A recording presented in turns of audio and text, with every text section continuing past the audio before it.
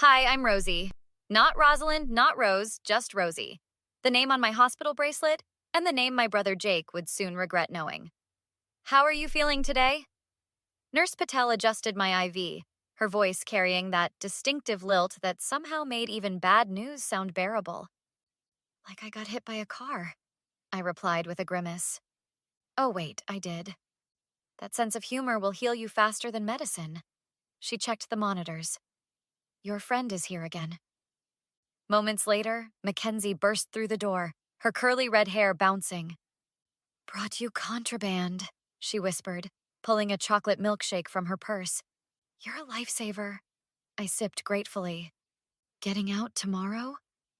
She studied my injuries, the cast, the bandages, the bruises. Yeah, 6 days, 2 surgeries, and enough painkillers to knock out a horse. Have you... She twirled a strand of hair nervously. Have you talked to Jake since it happened? He sent flowers. I gestured toward a wilting arrangement. And a card saying he's sorry, like that fixes shattered bones. He's been telling everyone it was an accident. I nearly choked. An accident? He literally pushed me into traffic. I know. I'm just telling you what he's saying. Did he mention what lesson he was teaching me? Right before he pushed me, he said, "Let me teach you a lesson about respect." What does that even mean? Rosie. Mackenzie leaned closer. There's something else. I wasn't going to tell you, but... A sharp knock interrupted as Detective Alvarez entered, notepad in hand. Miss Crawford? I have follow-up questions. What happened to Officer Daniels? I asked. Your case has been escalated. Attempted homicide investigations fall under my department. Attempted homicide? Mackenzie gasped. The detective nodded. Based on witness statements and traffic camera footage, we're treating this as deliberate. You have footage? Crystal clear. We can see your brother say something, then push you into the path of an oncoming truck. The driver says he had no time to stop. Jake's claiming it was an accident, I said. That's not all, Mackenzie interrupted. Jake's telling people you jumped, for attention because you've been unstable since your breakup. The room tilted sideways. He's saying I tried to kill myself? After he pushed me? This establishes a pattern, Detective Alvarez noted. Your brother trying to control the narrative. He's always been like this, I whispered, creating his reality where he's never at fault. Well, reality's about to hit back, the detective said. We'll need your statement tomorrow. After he left, Mackenzie squeezed my hand. What are you going to do? The anger I'd suppressed crystallized into something cold and focused. I'm going to make sure everyone knows exactly who my brother is, I said quietly, and watch him face every consequence he's spent his life avoiding. You need to slow down, Dr. Miller cautioned as I struggled with crutches in my apartment. Your body needs time. What I need is to not let Jake spread lies while I'm sitting here helpless, I retorted, lowering myself onto the couch. That's what I'm here for, offered Vivian, my cousin, and a paralegal at Crawford & Associates, Jake and my father's law firm. I've been digging. Dr. Miller raised an eyebrow. I'll check your dressings, but it sounds like you have things to discuss. She moved to the kitchen. What kind of digging? I asked when we were alone. Vivian leaned forward. Jake's done this before. Not the pushing part, but the gaslighting, manipulation, reputation destruction. What do you mean? His ex-girlfriend, Natalie. Remember? The one Dad called hysterical when she filed a complaint? I nodded. Jake said she was unstable. Sound familiar? Vivian's eyes flashed. I found her. We talked. And? She has documentation. Texts, emails, recordings of Jake threatening her, then spinning it to make her look crazy. My phone buzzed with a text. I need to talk about Jake. I was there. Marcus. Who's Marcus? Vivian asked. The barista from the coffee shop. He was outside when it happened. I called immediately, putting him on speaker. I saw everything, Marcus explained. Jake was yelling about some dinner you missed. You tried walking away, he grabbed your arm, you pulled away, then he shoved you into the street. Did you tell police? Yes, but there's more. After the ambulance took you, Jake called someone, I think your dad, saying you'd been acting erratic, stepped into traffic. that he tried to grab you. Creating his alibi, I said coldly. Exactly. The way he was so calm while you were loaded into an ambulance, it wasn't right. After thanking Marcus, I turned to Vivian. Jake's been telling this story at the firm? She nodded. Uncle Robert's doing damage control, telling everyone you've had issues since Mom died. So they're both lying about me. The betrayal cut deep. Dr. Miller returned. Your medical records clearly document injuries consistent with being forcefully pushed, not accidentally stepping into traffic. Would you state that officially? Vivian asked.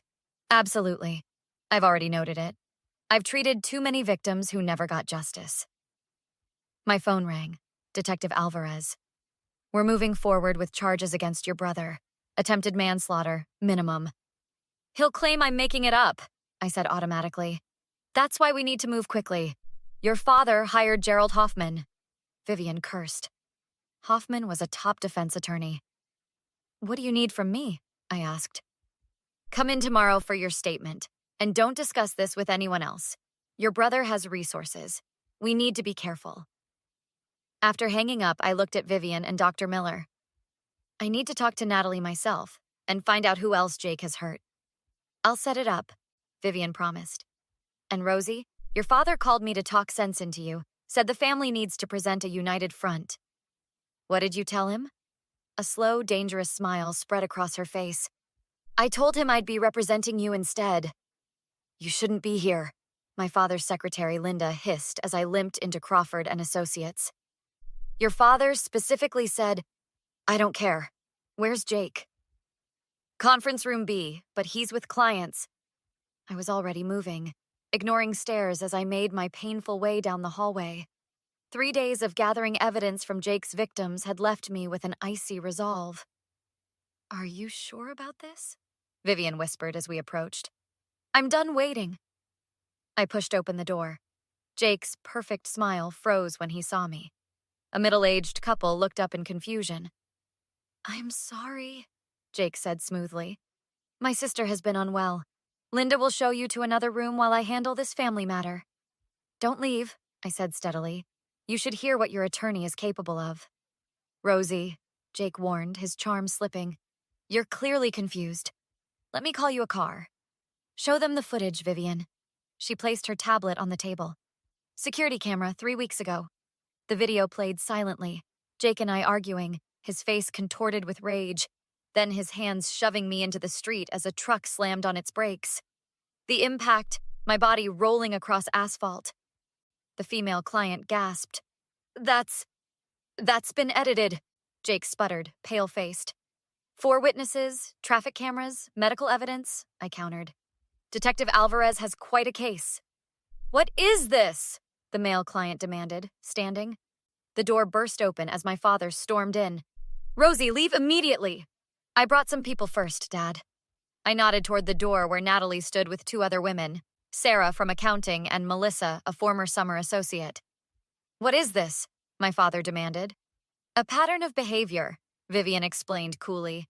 Jake hurting women, then discrediting them, your firm helping cover it up? Jake lunged, grabbing my arm.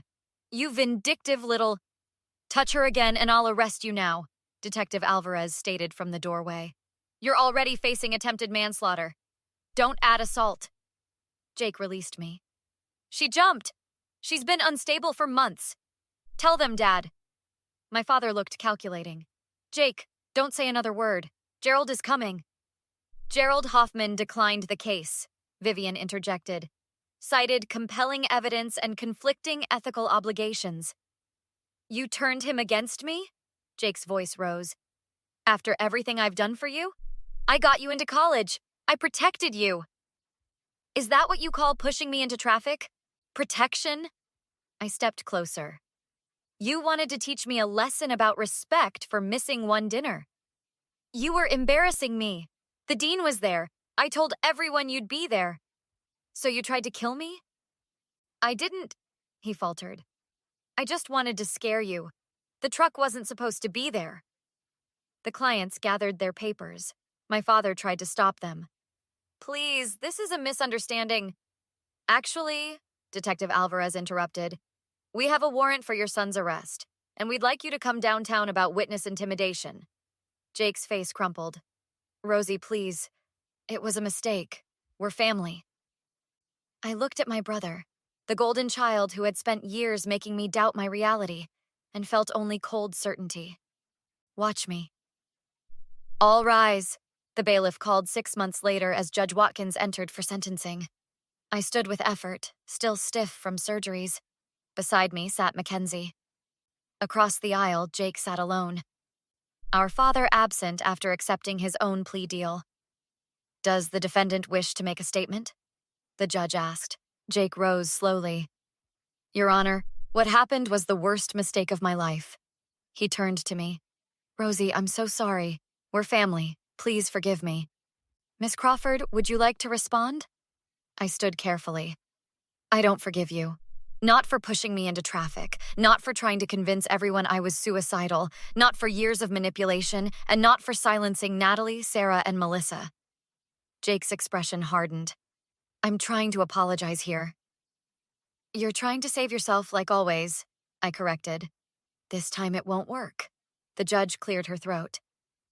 I sentenced the defendant to 8 years, with possibility of parole after 5. Additionally, I'm issuing a permanent restraining order. As the bailiff led Jake away, he looked back, his expression a mixture of disbelief and rage. I held his gaze until he disappeared. Outside, reporters clustered at the steps. Vivian touched my arm. You don't have to make a statement. Actually, I do. I descended slowly with Mackenzie at my side.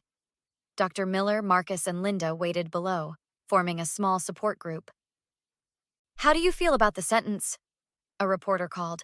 Justice was served today, not just for me, but for all the women my brother hurt and silenced. Will you pursue civil charges against the firm? Another asked. Yes, Vivian answered. Crawford and Associates enabled Jake's behavior for years. What would you say to others facing similar situations? A female reporter asked. Document everything. Find allies who believe you. And remember that family doesn't get a free pass to hurt you. Later that evening, we gathered at my new apartment. Mackenzie, Vivian, Dr. Miller, Marcus, and Linda. This unlikely group had become my chosen family. I have news, Linda announced. The firm's being restructured. They've offered me a partnership. That's incredible, I said. Are you going to accept?